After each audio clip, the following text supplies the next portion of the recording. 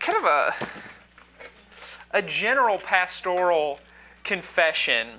I was listening to a little talk this week, and it was by a bishop down in Alabama, and he was talking about how pastors, how we are good at taking Scripture and looking at it and breaking it down and explaining what it means, or at least explaining what it meant back then, and then we're also, what we do from there is we take it oftentimes, and we take especially Jesus, and we move him kind of from the edges, from the place where he is, kind of way out there, and some of the radical things he says, and we take him and we kind of reel him in a little bit. We bring him back from the edges, back to kind of the middle, back to normalcy, back to where he is a little bit easier to swallow, a little bit more palatable, a little bit more easier to say, okay, I buy that. I can go along with that. So we take Jesus, who essentially lived his life, and his teachings are way out there on the edge, and we soften him quite a bit and make him easier to follow. We, as the song went on, I don't even remember all the words. Yeah, all those things that we don't need. We make Jesus just a nice guy. And when we read some of the things we read even last week, and some of the things we're going to read this morning, there's a tendency to do that, to take what Jesus says and soften it. So, for example, when Jesus says, I can't remember if he said, I don't think he says it in Luke, but he says it in Matthew. He talks about not getting angry. So, when we, what we do as pastors, we say, okay, here's Jesus saying not get angry, but here are all the times when it's acceptable to get angry. Even though Jesus never talks about that. So we talk about things like righteous anger and explain how we can be righteously angry. But Jesus never really goes there. He just says, don't get angry. So we take what Jesus says, we put all sorts of clauses on it, and it's a little bit easier to follow. That's what pastors fall into the trap of doing, making Jesus easier to follow. And this morning is not going to be any exception. Luke 6, that's where we are this morning. Luke 6, we're going to be reading 27 through 36.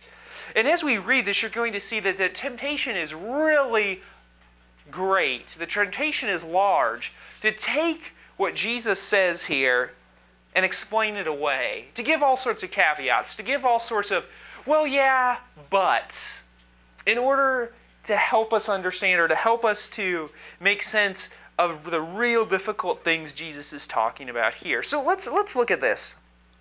127, Jesus says, I say to you who hear, and remember, this is the Sermon on the Plain. This is some of Jesus' teachings. He's following right up on those blessings and the woes from last week. But I say to you who hear, love your enemies, do good to those who hate you. Bless those who curse you, pray for those who abuse you. To the one who strikes you on the cheek, offer the other also. And from one who takes away your cloak, do not withhold your tunic either. Or something like, to the one who takes your coat, don't withhold your shirt as well. To give to everyone who begs from you, and from one who takes away your goods, do not demand them back. As you wish that others would do to you, so do to them. What's that often called? 31. The golden rule. Yep. Do unto others as you would have them do to you. That's how we learned it from the old King James Version. If you love those who love you, what benefit is that to you? For even sinners love those who love them. Or for even other people. For everybody else. For the world loves those who love them. And if you do good to those who do good to you, what benefit is that to you? For even sinners or even everybody else does the same. And if you lend to those I'm having all sorts of problems. For if you lend to those from whom you expect to receive, what credit is that to you? Even sinners lend to other sinners, or even other people lend to other people in hope, something along the lines, in hope that they will be treated the same. But love your enemies, and do good, and lend, expecting nothing in return. And your reward will be great, and you will be sons of the Most High, and daughters. For he is kind to the ungrateful and the evil. Be merciful even as your Father is merciful. That's a hard section to read, you know. Very, very difficult to read, let alone follow. And I think we feel a need to explain what Jesus is saying because it just doesn't fit with what we're used to seeing, what we're used to living, and what we're used to really feeling as people. I was perusing the internet this week looking at other people's sermons on this, and I think Danny and Tyler have kind of a joke with us that because we had just got internet, they're like, oh yeah, now you got internet, now you can get your sermons off the web. So, but anyway, I don't do that. That's wrong. But I was looking at other people's sermons because I wanted to see what did other pastors do with this sermon or this section of Jesus' teaching. You know what? To nearly a sermon, it was the same thing that I talked about this morning or earlier. That we read this, and then we immediately say, but Jesus didn't really mean it in this way, or in this context. Or he didn't really mean love this type of people. Or he didn't really mean when somebody asks something from you, give them more than what they ask. Or when somebody begs from you, he doesn't really mean, you know, don't expect anything in return, or give everything you've got. You immediately jump to explaining away what Jesus is saying. Again, making Jesus easy to follow. So I wanted to see what other people said about this because I had the sneaking suspicion that we often do this with Jesus' teaching on loving enemies as well. You know, because it's easy for us, I think, or even me as a person, to take what Jesus is saying here and say, okay, you know, I think I can love somebody who just kind of annoys me. I can love somebody who maybe doesn't always treat me the best, but, you know, we still have a decent relationship. Or I can learn to love the person I work with that kind of annoys me. But it really gets serious when we start talking about issues of loving people who crash airplanes into World Trade Centers. How do we love people like that? And Jesus begins to explain how we do that in verses 28 and following. He tells us what we're supposed to do. Love your enemies. But how do we do that? And I've got a little kind of funny clip here. Tyler, would you just yank that paper off the top of there? And are you all set up, Tony? And let me see if she's got this.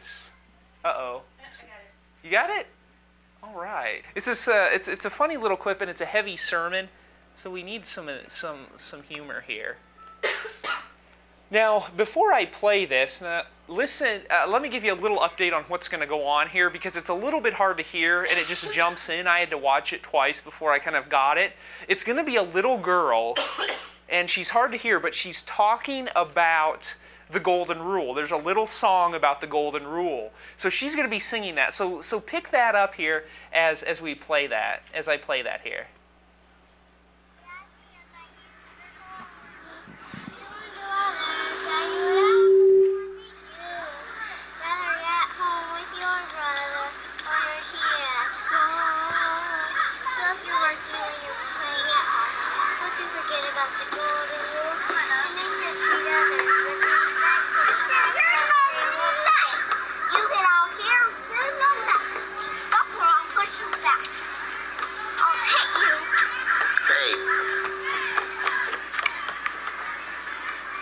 And off they go. So we got the little girl that's starting off on the golden rule, and she's reciting it, doing a nice job, and her sister comes in and pushes her, and they continue fighting. And if that kept going, you'd have seen them chasing each other all over the park. And what's funny about that is that it's so true. You know, it takes what kids do, and it's an exact kind of replica of what we tend to do as adults. You know, we're good at talking about what Jesus says here, and we're good about saying, yeah, we need to do that.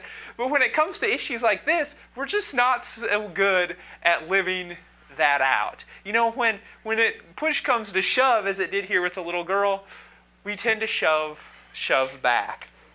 So, what do we do with this? How do we deal with this?